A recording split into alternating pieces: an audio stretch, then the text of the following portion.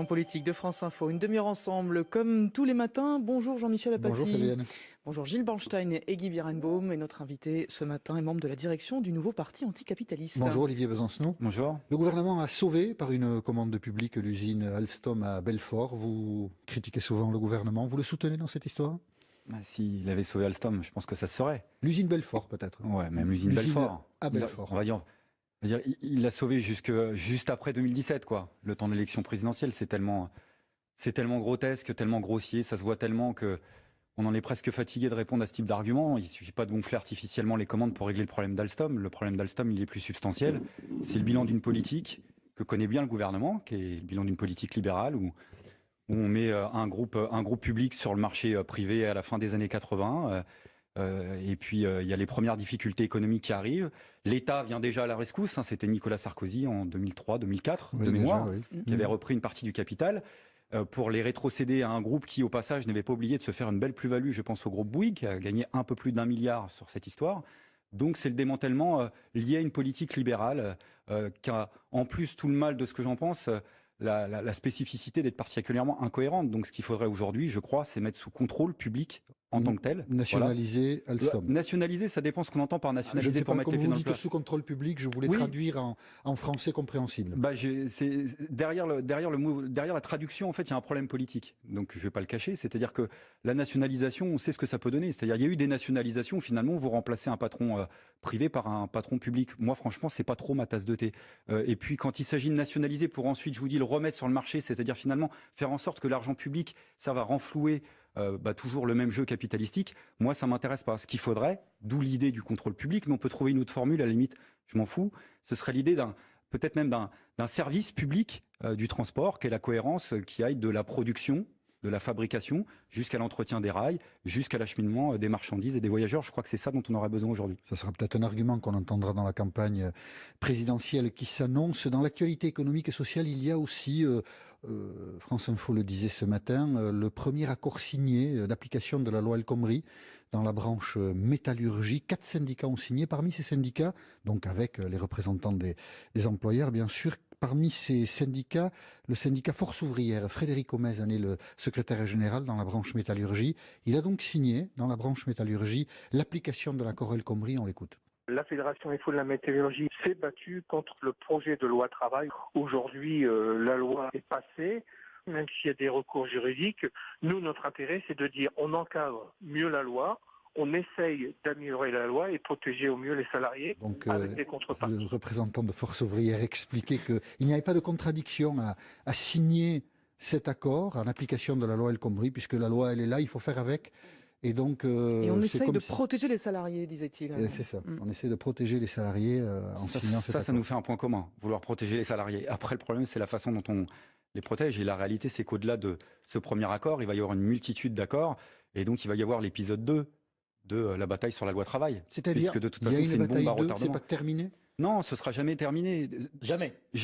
Quand la loi jamais est passée, tant que ça sera pas retiré. Ouais, mais elle est passée, et de quelle manière? Et tout le problème est là. C'est pour ça que je vous dis que c'est pas terminé. C'est d'autant plus pas terminé que ça s'est passé comme ça. C'est-à-dire que ça n'a pas été voté, que c'est passé en force, c'est passé dans l'illégitimité la plus totale. C'est-à-dire que le gouvernement était même pas foutu d'avoir une majorité dans son propre parlement. Mais c'est quoi l'épisode 2 alors? C'est dans la rue? Ça va être notamment, mais entre autres, l'application concrète de ces accords dans les branches, parce que on va être confronté, si vous voulez, aux travaux pratiques. Chacun va pouvoir, et là, au-delà des organisations syndicales, d'ailleurs, les salariés, en live, ils vont découvrir à quelle sauce ils vont se faire bouffer. Et tout ce qu'on a expliqué dans ces manifestations... La question de ce matin, c'est que des syndicats étaient en pointe dans la contestation de la loi El Khomri, donc la CGT, Force ouvrière. Puis si je comprends bien, si on fait simple, Force ouvrière abandonne la lutte. Ça m'avait pas échappé dans votre question. Voilà. Maintenant, moi, c'est pas ma responsabilité, si vous voulez, de distribuer les bons, les mauvais points dans le front syndical. Ma discussion sera plus d'ordre général. C'est la question, j'ai bien entendu à la rentrée d'ailleurs, l'idée que en gros, on allait, d'ailleurs, je crois que c'était une proposition de Force ouvrière aussi, la direction de Force ouvrière, aller sur la bataille juridique. Juridique, oui. Alors moi, ce que j'avais envie de dire, c'est que si, admettons qu'il y ait des têtes bien pleines qui aient trouvé l'argument, la faille juridique, ça aurait été bien qu'ils la trouvent quelques mois auparavant, puisque quand même, on a claqué quelques journées de grève à manifester contre la loi travail. Si ça existe, why not? Mais on ne coupera pas au vrai problème. C'est quand on a un gouvernement qui passe en force, on est toujours confronté à la question du rapport de force. Et moi, je pars toujours de l'idée et de la nécessité que plutôt, par exemple, de nous avoir organisé 4, 5 ou 6 grandes journées de grève et de manifestation à 3 semaines d'écart, si on en avait eu ne serait-ce que 3 d'affilée, je pense que M. Hollande nous aurait parlé de façon un petit peu différente. Est-ce qu'à un moment, il ne faut pas acter la défaite et passer à autre chose? Non, c'est pas mon genre, M. Apathy. Très bien, donc si ce n'est pas votre genre, une question. Les salariés de Smart vont travailler désormais 37 heures payées 35, un accord d'entreprise pour éviter la fermeture de l'entreprise. Qu'est-ce que vous en pensez? Ils ont raison?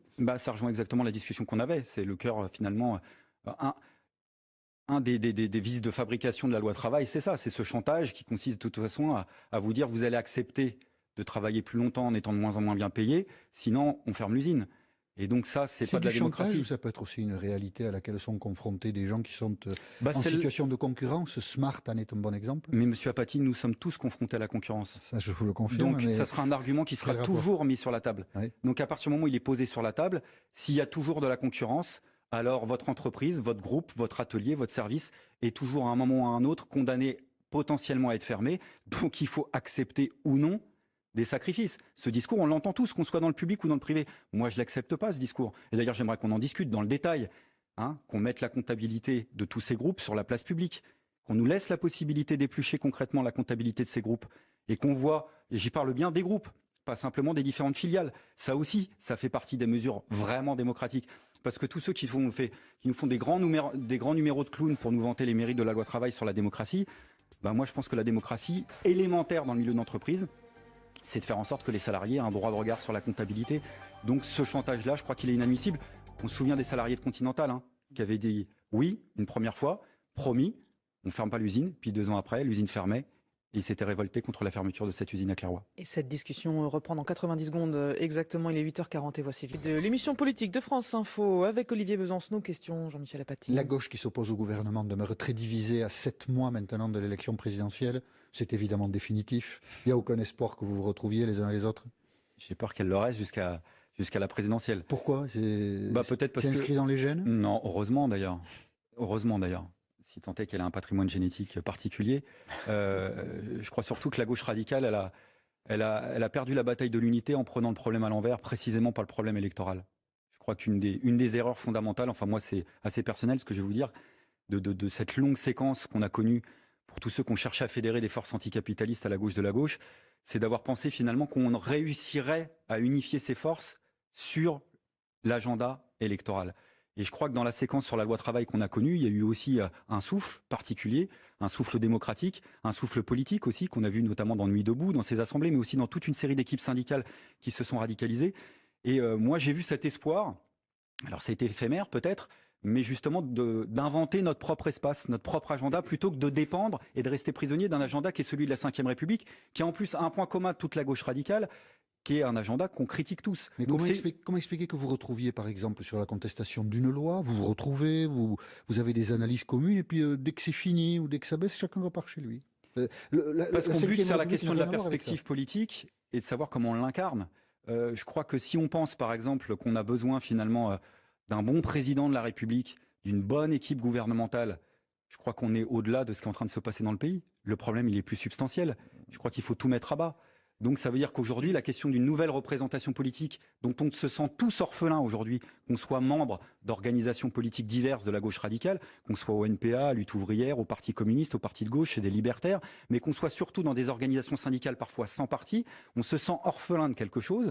La question, c'est de savoir comment on crée quelque chose de neuf sur la base d'une idée politique qui soit plus l'idée qu'on va déléguer son destin à des politiciens professionnels. Et je vois qu'il y a une partie de la gauche radicale qui continue à penser finalement qu'il faut jouer sur sentiment de délégation. Oui, sauf qu'effectivement, ça ne marche pas. La mise à bas, elle ne marche pas. Nuit debout a échoué tout seul, est mort dans l'œuf. Les manifestations, effectivement, se sont terminées aussi. C'est qu'il n'y a pas forcément de désir de ce que vous dites.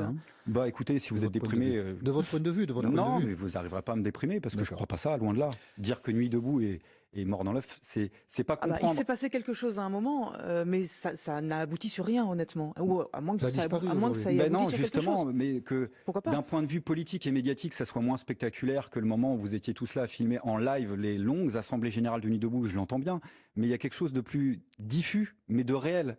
Et je bluffe pas quand je dis ça, de réel. C'est que les équipes qui se sont politisées au bon sens du terme, quand je dis politisées, c'est pas rentrer dans une organisation, c'est prendre part à l'action collective. Elles continuent à le faire aujourd'hui. Il y a une multitude de groupes affinitaires qui se sont constitués, qui ont été à la rencontre d'autres groupes.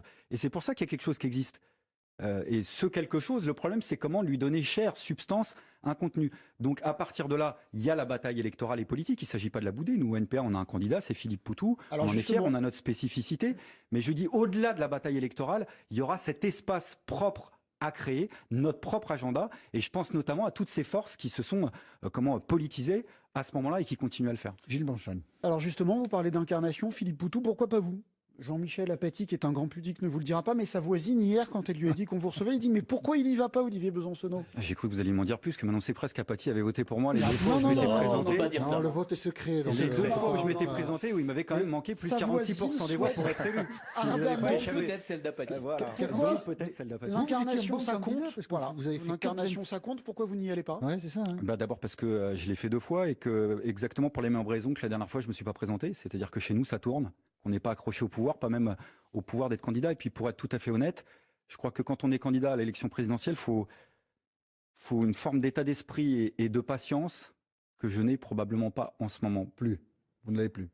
J'ai plus envie de faire ça. J'ai pas de formule définitive non plus à ce niveau-là. Ah, ça peut revenir. Mais pour l'instant, non, c'est pas ça. Je vous parle en ce moment, quand je vois la classe politique, pour être très franc, je suis d'abord en colère. Voilà. Vous n'avez pas envie d'être poli, franchement, en fait. pour vous le dire, comment dire, je vais essayer de trouver un mot pas trop vulgaire, mais il me gonfle tellement que je crois que j'aurais du mal à penser à l'essentiel, c'est-à-dire aux millions de personnes auxquelles il faut s'adresser, et auxquelles je continue d'ailleurs à m'adresser là en ce moment, pour essayer de vous dire, écoutez, soit on pense que c'est tous des clowns, des guignols, et on en aura le bol, et on continue à se lamenter, soit à un moment donné, on cherche à se représenter nous-mêmes.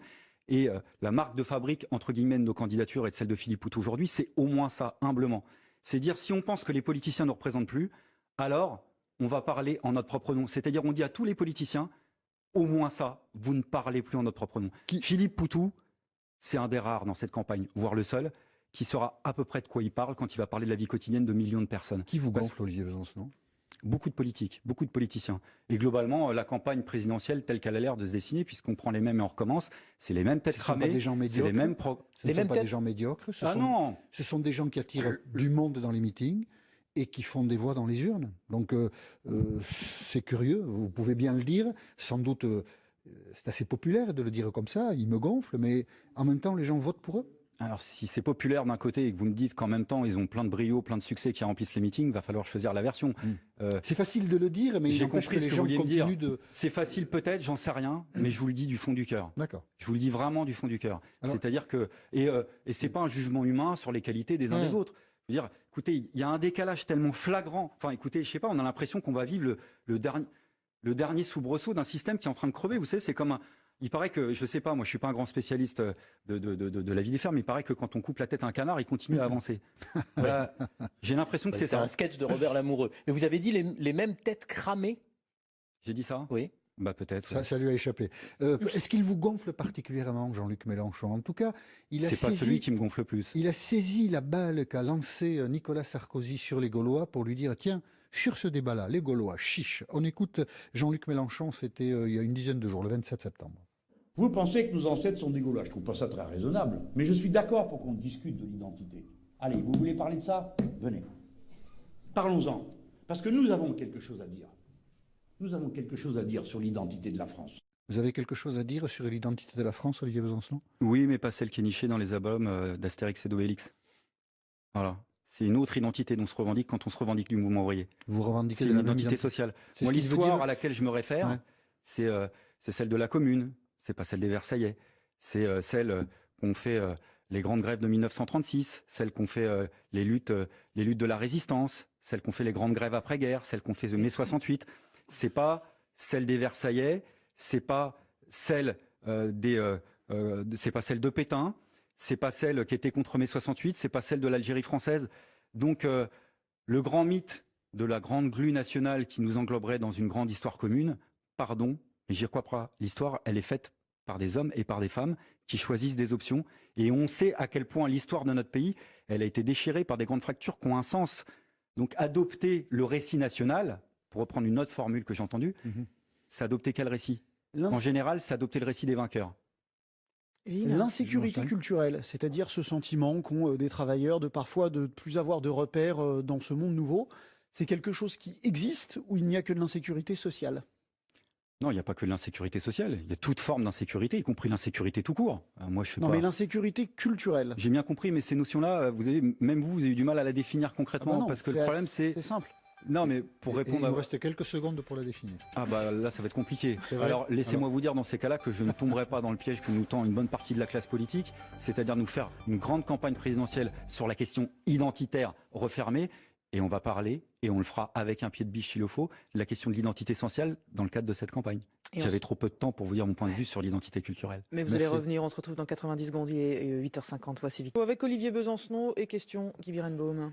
Le cofondateur d'Action Directe, Jean-Marc Rouillant, a été condamné à 8 mois de prison pour apologie du terrorisme. Il avait évoqué le courage des djihadistes dans la revue Le Ravi, revue marseillaise, ça avait été repris dans une radio. Vous-même, le 16 septembre, sur votre compte Twitter, vous renvoyez vers un texte du NPA dans lequel on peut lire les choses suivantes. Faut-il pour autant déshumaniser son ennemi jusqu'à ne pas même lui concéder un certain courage, ou cette valeur ne serait-elle réservée qu'aux partisans du camp du bien ? Le courage des djihadistes ? Non.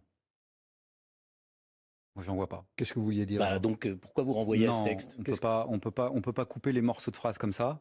Moi, je me suis, et je continue à le dire d'ailleurs à ce micro, opposé à toute forme de tentative judiciaire de remettre Jean-Marc Rouillant derrière les barreaux, parce que je crois qu'il y a une forme, enfin c'est d'ailleurs pas que je crois, j'en suis sûr, une forme d'acharnement contre lui, même pour des propos qui sont pour moi des propos maladroits, d'ailleurs sur lesquels il est revenu lui-même. Donc sur le fond, moi je vous réponds, je ne dissocie pas le fond de la forme. Il n'y a pas de forme de courage pour moi chez les djihadistes. Donc vous renvoyez quand même vous-même à ce texte sur votre compte Twitter. Non, je vous le dis. Mais je sais bien, mais ce texte, je l'ai lu. Et dans ce texte, il n'y a pas que ça. Et il n'y a surtout pas ça avec l'idée qu'on pourrait entendre rapidement au micro. La question qui est posée, c'est de savoir comment on peut combattre quelque chose qui est devant nous, qui n'est pas simplement derrière, et qui va le rester avec la politique qu'on mène malheureusement. Et ces questions, c'est des questions compliquées. Bien sûr. C'est des questions graves. Combattre la radicalisation dans les entreprises. Combattre le terrorisme. Dans les entreprises notamment. Alors, si vous faites... Le Canard enchaîné a publié hier un papier, voilà, donc je le dis rapidement pour ceux qui nous écoutent. Au sein de la société Air France, on note que certains employés sont radicalisés au point que, par exemple, sur les pistes, l'un d'entre eux a refusé de d'aider au pilotage d'un avion parce que c'était une femme qui était aux commandes. Donc, des problèmes comme ça, il y en a dans les entreprises, ça existe à la RATP, on en parle aussi assez souvent. Ça, sur ce qui est Air France, est visiblement contesté et par la direction et par des organisations syndicales. Et puis je pense qu'il faut surtout pas jouer de cette espèce de psychose, parce que si on joue sur ces éléments qui consistent à distiller, à imposer la peur dans les vies quotidiennes, vous savez, il y a matière. Mais ça existe. Le problème, c'est de prendre les questions sur le fond. Et sur le fond, je vous dis, c'est un problème complexe. Donc ceux qui arrivent avec des solutions toutes faites, déjà, bravo. Il y a 2-3 trucs. Donc moi, je suis sûr, en tous les cas, une particulière, c'est que tant qu'on sera en haut de la liste des adversaires de l'État islamique par la politique qu'on mène, il y aura des problèmes. Et c'est pas raisonnable quand François Hollande, par exemple, juste après les événements tragiques qui s'étaient passés à Nice, quelques minutes après quasiment, s'autorise à dire on va bombarder un peu plus sur l'Irak. Moi, je pense que les interventions militaires impérialistes, elles feront jamais partie de la solution, parce que depuis le début, elles font partie du problème. Chercher une solution politique avec Daesh, c'est compliqué. Est-ce que j'ai dit ça, monsieur Apathy? Non. Il ne me semble pas. La question, c'est de savoir comment on aide ceux qui, concrètement sur place, monsieur Apathy, concrètement sur place, luttent contre l'État islamique et contre la dictature d'Assad. Et ces forces-là, les forces révolutionnaires qui peuvent exister, par exemple, dans la résistance syrienne, les forces kurdes qui ont résisté et qui continuent à résister à Kobané, elles réclament pas le substitutisme impérialiste occidental, parce que ça règle pas le problème, ça l'alimente. Elles réclament quoi? De l'aide politique, militaire parfois, mais jamais de substitutisme. Moi, c'est d'abord à ça que je fais allusion. Pourquoi? Il faut comprendre, monsieur Apathy, c'est pas facile à dire en quelques secondes, mais oui, l'État islamique est une force. Elle occupe un espace. C'est pas simplement des dingues. C'est plus compliqué que ça. Non, c'est une force, vous avez raison. Qui a une histoire, qui a une origine. Sans doute, bien sûr, voilà, mais en même temps avec laquelle le dialogue est impossible. Mais... Pardon, donc, si le dialogue est impossible... Je ne crois pas, ou en tous les cas, j'espère pas apparaître comme un sponsor du dialogue avec l'État islamique. Ça vous a pas échappé. Mais je ne comprends pas simplement la logique de votre raisonnement. Le raisonnement, c'est de comprendre, par exemple, que l'État islamique a deux origines fondamentales. La première, elle est liée à une intervention militaire occidentale. Les États-Unis, en Irak, en 2003. C'est comme ça que c'est d'abord créé l'État islamique, il faut s'en souvenir. C'est-à-dire qu'il y a eu une insurrection de la minorité sunnite. On ne peut pas refaire l'histoire, on est d'accord, mais là, pardon de le dire. C'est des solutions qu'il faut apporter maintenant. Oui, mais je vous dis... tant qu'on alimente les problèmes, on ne fait pas partie de la solution. Le deuxième acte fondateur, c'est l'attitude coupable des puissances occidentales, et notamment le gouvernement français, vis-à-vis de la révolution syrienne. Parce que quand on a eu des manifestants pacifiques qui allaient à l'assaut de la dictature d'Assad et qui se faisaient massacrer, qu'on réclame de l'aide qui ne vient pas, évidemment, on se tourne vers les pires, et on passe à ce moment-là du tout au rien. C'est-à-dire qu'on n'a rien fait pendant des mois et tout à coup on dit maintenant on va bombarder. Ouais. Et moi je vous dis que les bombardements, ça aggravera le problème, ça va pas le régler. Mais là aussi trop tard, non? Qu'est-ce qu'on fait à Alep aujourd'hui? Parce qu'armer les rebelles, on ne sait pas très bien ce que ça veut dire désormais, y compris dans une ville comme Alep, non? Écoutez, d'abord les forces syriennes révolutionnaires, elles existent malgré tout. On a vu aussi d'ailleurs il y a quelques mois, malgré tout, alors que tout le monde pensait que c'était terminé, des vagues de manifestations et c'est extrêmement courageux. Puis il y a eu des choses concrètes qui ont été réclamées. Les partisans de Kobané, qu'est-ce qu'ils réclamaient? C'est concret. C'est l'ouverture des frontières du gouvernement turc pour que les armes passent, pour que les combattants kurdes passent. Or, c'est un secret de polichinelle et c'est une hypocrisie totale. On sait que le gouvernement Erdogan ouvre ses frontières aux djihadistes, les ferme aux combattants kurdes. Donc moi, là par exemple, ce matin, si on veut combattre concrètement l'État islamique, je réclame par exemple qu'on retire le PKK, qui est l'organisation révolutionnaire kurde qui combat sur place, de la liste des organisations terroristes. Tous les 6 mois, c'est ratifié au Conseil européen, c'est-à-dire les ministres des gouvernements qui y vont. Ça, c'est une proposition concrète. Ça ne changera pas tout, mais au moins, ça éviterait le double discours. Nous avons parlé tout à l'heure de l'élection présidentielle. Nous allons terminer cette émission avec juste une question sur cette élection qui se profile. L'hypothèse que la gauche ne soit pas présente au second tour est une hypothèse forte. S'il y a un second tour entre Marine Le Pen et un candidat de droite, Alain Juppé, Nicolas Sarkozy, qu'est-ce que vous faites? Vous votez ou vous restez à la maison? C'est bien ce qui me semblait, monsieur Petit. Vous voulez vraiment flinguer ma journée, en fait. Non, on va d'abord faire en sorte qu'on s'intéresse au premier. On va d'abord faire en sorte d'être présent au premier. D'ailleurs, je profite de votre antenne pour lancer un appel à tous les maires pour que Philippe Poutou soit bien candidat. Parce que de vous à moi, je pense que Philippe Poutou est beaucoup plus légitime à lui seul que Nicolas Sarkozy et François Hollande. Non, pas encore, bien entendu. Mais s'il y avait un Hollande-Le Pen, vous pouvez voter pour François Hollande ou pas? Pour l'instant, c'est habile de me reposer la question différemment, mais vous flinguerez toujours pas ma journée. Je crois qu'on n'aura pas la réponse, donc on va se quitter là. Merci d'avoir accepté notre invitation, Olivier Besançon. Et merci à tous. Ce qu'il faudrait, d'où l'idée du contrôle public, mais on peut trouver une autre formule, à la limite, je m'en fous, ce serait l'idée peut-être même d'un service public du transport, qui est la cohérence, qui aille de la production, de la fabrication jusqu'à l'entretien des rails, jusqu'à l'acheminement des marchandises et des voyageurs. Je crois que c'est ça dont on aura besoin aujourd'hui. Ça sera peut-être un argument qu'on entendra dans la campagne présidentielle qui s'annonce. Dans l'actualité économique et sociale, il y a aussi, France Info le disait ce matin, le premier accord signé d'application de la loi El Khomri dans la branche métallurgie. 4 syndicats ont signé. Parmi ces syndicats, donc avec les représentants des employeurs, bien sûr, parmi ces... En politique de France Info, une demi-heure ensemble, comme tous les matins. Bonjour Jean-Michel Apathy. Bonjour Fabienne. Bonjour Gilles Bornstein et Guy Birenbaum. Et notre invité ce matin est membre de la direction du nouveau parti anticapitaliste. Bonjour Olivier Besancenot. Bonjour. Le gouvernement a sauvé par une commande publique l'usine Alstom à Belfort. Vous critiquez souvent le gouvernement. Vous le soutenez dans cette histoire?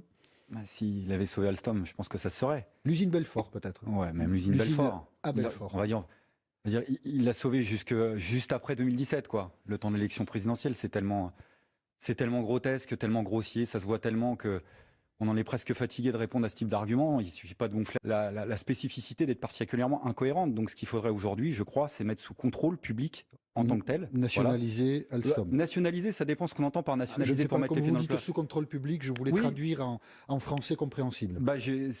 Derrière la traduction, en fait, il y a un problème politique. Donc je ne vais pas le cacher. C'est-à-dire que la nationalisation, on sait ce que ça peut donner. C'est-à-dire il y a eu des nationalisations où finalement vous remplacez un patron privé par un patron public. Moi, franchement, c'est pas trop ma tasse de thé.